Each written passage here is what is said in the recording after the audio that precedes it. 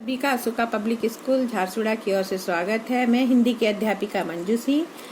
आज मैं हिंदी की पुस्तक निर्झरी से कक्षा 8वीं के लिए पाठ 4 सोना पढ़ाने जा रही हूँ। तो आरंभ करते हैं पाठ 4 सोना। और इस पाठ की लेखिका है महादेवी वर्मा।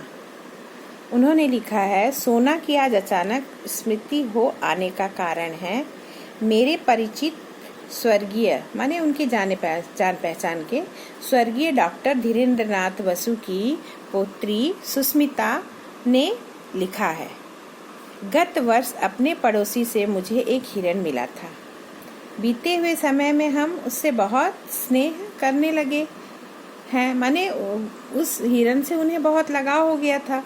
परंतु अब मैं अनुभव करती हूँ, लेकिन अब वह अनुभव कर रहे कि सघन जंगल से संबंध रखने के कारण तथा बड़े हो जाने के कारण उसे घूमने के लिए अधिक विस्तृत स्थान चाहिए। अब धीरे धीरे क्या होता है, हिरण बहुत बड़ा होने लगा है, तो उसे घना जंगल और घूमने फिरने के लिए खुले स्थान चाहिए, बड़ा स्थान चाहिए। तो कृपा करके आप उसे स्वीकार करेंगी? यह कौन कह रहा है? स्वर्गीय, जो उनकी परिचित है, स्वर्गीय डॉक्टर धीरेन्द्र नाथ बसु की पौत्री जो थी सुस्मिता, वह किससे कह रही है? महादेवी वर्मा से, है ना। क्या कृपा करके आप उसे स्वीकार करेंगे? किसे? माने हिरण को रखने के लिए, है ना। सचमुच मैं आपकी बहुत आभारी रहूंगी। माने वो कह रही कि मैं हमेशा सचमुच मैं आपके आभारी रहूंगी यदि आप उस हिरण को स्वीकार कर लेंगे, क्योंकि आप जानती हैं मैं उसे ऐसे व्यक्ति को नहीं देना चाहती जो उससे बुरा व्यवहार करे।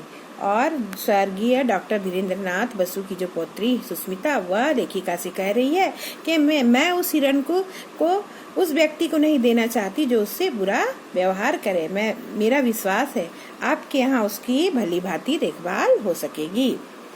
क्या होता है, कई वर्ष पूर्व मैंने निश्चय किया था कि अब हिरण नहीं पालूंगी। यह कौन कह रहा है? लेखिका। परंतु आज उस नियम को भंग किए बिना इस कोमल प्राण जीव की रक्षा संभव नहीं है ना।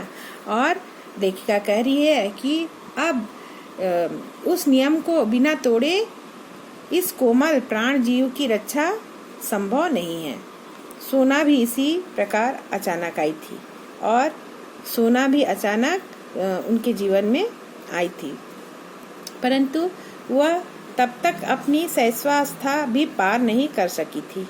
माने वो बहुत ही छोटी थी। कौन? सोना। सुनहरे रंग की रेशमी लच्छी सी गांठ के समान उसका कोमल लघु शरीर, छोटा सा मुंह, बड़ी बड़ी पानीदार आंखें। देखती थी तो लगता था कि अभी की झलक पड़ेगी। लंबे कान, पत्ती सुडौल टांगे, जिन्हें देखते ही उनमें प्रसुप्त गति की बिजली की लहर देखने वालों की आंखों में कौंध जाती थी। सब उसके सरल शिशु रूप से इतने प्रभावित हुए कि किसी चंपक वर्णा रूपसी के उपयुक्त सोना, सुवर्ण, स्वर्णलेखा आदि नाम उसका परिचित बन गया। माने उस छोटी सी जीव का नाम उन्होंने क्या रख दिया था? इतनी देखने में प्यारी थी कि उसका नाम सोना, स्वर्णलेखा आदि नाम उसका परिचय बन गया। उस नाम से लोग उसे पुकारने लगे।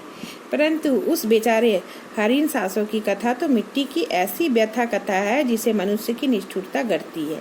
बेचारी सोना भी मनुष्य की इसी निष्ठुर मनोरंजन प्रियता के कारण अपने अरण्य परिवेश और स्वजाति से दूर मानव समाज में आ पड़ी थी। तो प्रशांत वन स्थली में जब अलस भाव से रोम मंथन करता हुआ बैठा मृग समूह शिकारियों की आहट से चौंक कर भागा, तब सोना की माँ सद्य प्रसूता होने के कारण भागने में असमर्थ रही। सद्य जात मृग शिशु को भाग नहीं सकता था, अतः मृगी माँ ने अपने संतान को शरीर की ओट में सुरक्षित रखने के प्रयास में अपने प्राण गंवा दिए। माने उसकी सोना की माँ की मृत्यु हो जाती है उसे, माने वह पैदा होने के बाद। पता नहीं दया के कारण या कौतुक प्रियता के कारण शिकारी मृत हिरणी के साथ उसके रक्त से सने और ठंडे शरीर से चिपके हुए शावक को जीवित उठा लाए। उनमें से किसी के परिवार की सदस्य गृहिणी बच्चों ने उसे पानी मिला दूध पिला कर 2-4 दिन जीवित